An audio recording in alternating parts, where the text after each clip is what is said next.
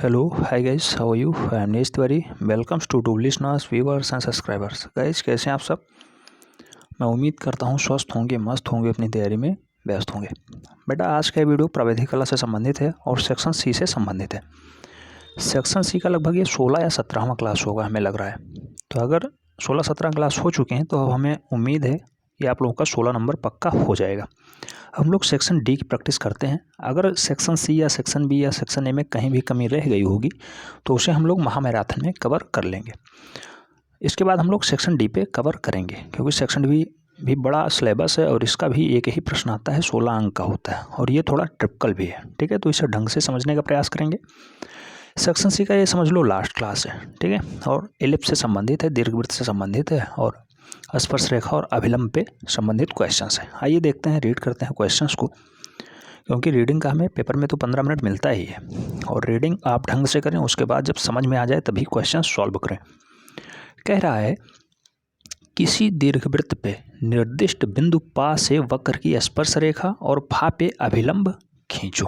तो बेटा, पा और फा बिंदु कहा गया है, एक इलिप्स बनाना है, उस पर अभिलंब खींच देना है।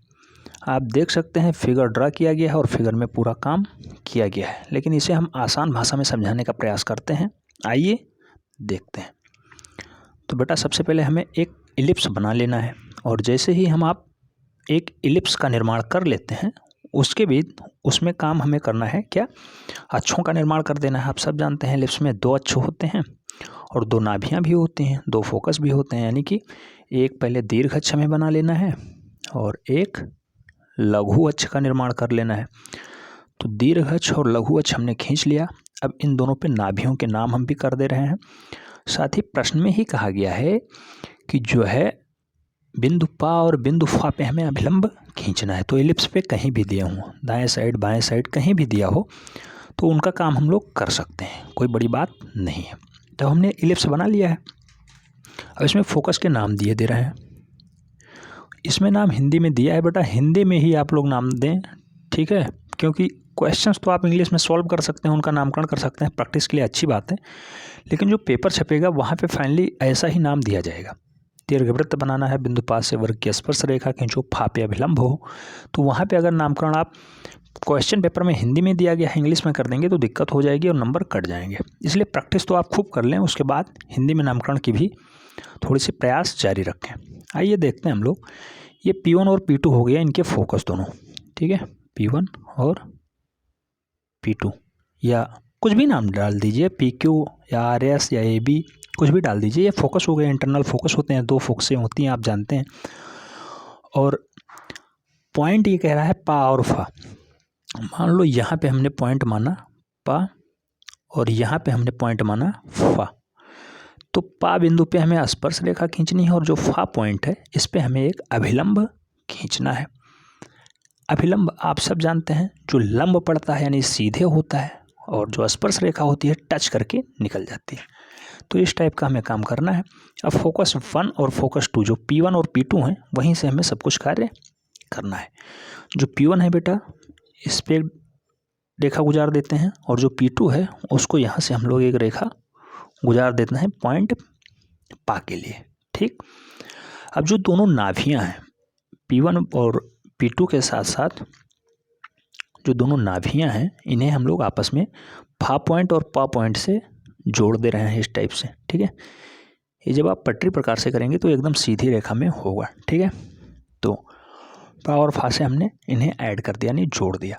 अब जो ये बाह्य त्रिभुज बन रहा है, ये वाला हिस्सा, इसका पा पॉइंट पे जो ये कोण बन रहा है, मान लो इसका नाम हम लोग P, इसका Q कर देते हैं। तो जो कोण बन रहा है P पा Q, अब कहने में थोड़ी सी दिक्कत होती है, अगर ये पा का नाम हम लोग कुछ भी रख देते हैं इंग्लिश में तो कहने में अच्छा होता। तो ये जो P पा और Q कोण है, इसका अगर हम लोग अर्धक कर दें बेटा, जब हम लोग अर्धक कर देंगे तो जो है स्पर्श रेखा बहुत अच्छे से निकल आएगी। अब मान लो हमने कोई एक उचित दूरी भरी पटरी और प्रकार की सहायता से और पेंसिल लगा के जो है प्रकार की नोक हमने इस पॉइंट पे रखी और यहाँ से हमने उचित दूरी भर ली। यहाँ पे हमने जो है नोक रखी और उचित दूरी भरी, हमने एक चाप लगाया इस साइड में और वही चाप, वही उचित दूरी इस पॉइंट पे हम रखते हैं और इस साइड में चाप लगा देते हैं।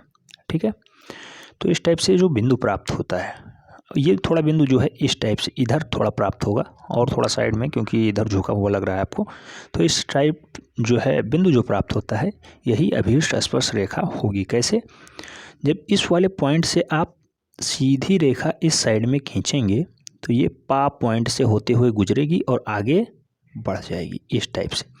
तो जो अभीष्ट स्पर्श रेखा बनी आपकी, वो पा पॉइंट को टच करती हुई निकल गई और सीधे आगे बढ़ गई। दोनों साइड में एक्स्ट्रा आपको बढ़ाने पे तो काम हो गया आपका।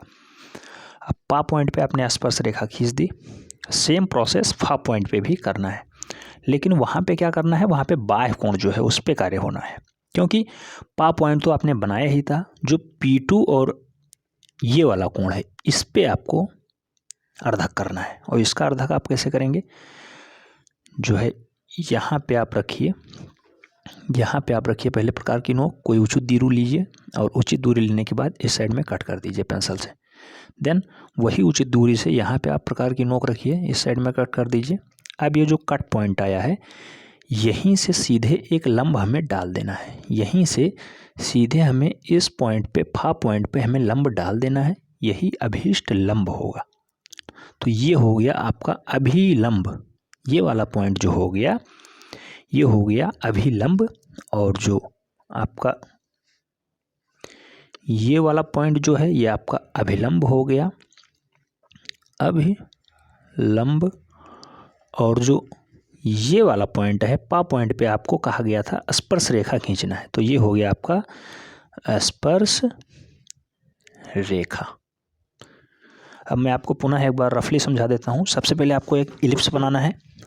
इलिप्स में दीर्घवृत्त और लघु जो है, दीर्घ अक्ष और लघु अक्ष खींच लेना है। देन आपको दोनों नाभियों का नाम कर देना है, P1 P2 या पाफा, या जो आप नाम रखना चाहते हो वो रख दीजिए। उसके बाद इलिप्स पे 2 पॉइंट दिए गए थे पहले से ही, पा और फा। पा और फा पे, पा पे आपको स्पर्श रेखा खींचनी है और फा पे आपको जो है एक अभिलंब खींचना है। तो जो पा पॉइंट है उसको P2 से बनाइए। अगर इसको आपने P1 माना है, इसको आपने P2 माना है, तो जो पा पॉइंट है उसे P2 से मिलाइए, सीधी एक लंबी स्पर्श रेखा खींच दीजिए। स्पर्श रेखा क्या, एक लंब जो है रेखा खींच दीजिए। और जो P1 पॉइंट था वहाँ से आपको फा को मिलान कर देना है, एक लंबी रेखा खींच देनी है। देन जो P1 था उसको पा पॉइंट से मैच करा देना है, और जो P2 था उसे फा पॉइंट से मैच कराना है, लेकिन थोड़ा आगे तक मैच करा देना है, क्योंकि जब आप अभिलंब खींचेंगे तो आपको बाह्य कोण का अर्धक करना होगा। बाह्य कोण का, अभिलंब में आपको बाह्य कोण का अर्धक करना होता है, जबकि स्पर्श रेखा में आपको इंटरनल कोण, जो ये वाला कोण बना था, इसका अर्धक करना पड़ा। और इस टाइप से आपने पा और फा, पा पे आपने स्पर्श रेखा खींची और फा पे आपने अभिलंब खींच दिया है। सेम प्रोसेस आपको रचना विधि में लिख देनी है, आपका 16 नंबर पक्का हो जाएगा। जब यही क्वेश्चन आप 4-5 बार बेटा 4A साइज के पेपर पे या कॉपी पे लगाएंगे और अच्छे से प्रैक्टिस करेंगे तो आपके समझ में आ जाएगा। कोई बहुत जटिल प्रोसेस नहीं है, एक प्रश्न आप सॉल्व कर लेंगे, 16 नंबर आपका हो जाएगा। ठीक है, उम्मीद करता हूँ समझ में आ गया होगा। अगर समझ में आ गया हो बेटा, वीडियो को लाइक कर दें और फ्रेंड्स के बीच अवश्य शेयर करें, जिससे अधिक लोग लाभान्वित हो पाएँ। अभी भी बहुत सारे मैसेज आ रहे हैं प्राविधिक कला की अनिवार्यता को लेकर के। बहुत से बंदे ऐसे हैं जो कहीं ना कहीं जॉब में हैं और वो भी करना चाहते हैं, क्योंकि वो वहाँ से असंतुष्ट हैं, या तो उनका पे स्केल कम है, और या फिर उन्हें वहाँ किसी तरह की प्रताड़ना का या फिर अवहेलना का जो है महसूस हो रहा है। तो इस टाइप से वो वहाँ से निकलना चाहते हैं। इसका पे स्केल भी अच्छा होता है, 4600 पे ग्रेड पे नौकरी है, और विदाउट बीएड किए हुए आप आराम से इसमें मास्टर बन सकते हैं। कोई बड़ी बात नहीं है, बस आपके अंदर टैलेंट जिंदा होना चाहिए। बाकी अगर क्वेरी है कमेंट के माध्यम से जरूर लिखें। चैनल पे नए हैं, चैनल को सब्सक्राइब कर लें, बेल आइकन प्रेस कर लें, जिससे अधिक लोग लाभान्वित हो पाएँ। और कोई क्वेरी है कमेंट बॉक्स में जरूर लिखें बेटा। मिलते हैं नेक्स्ट वीडियो में, तब तक के लिए जय हिंद।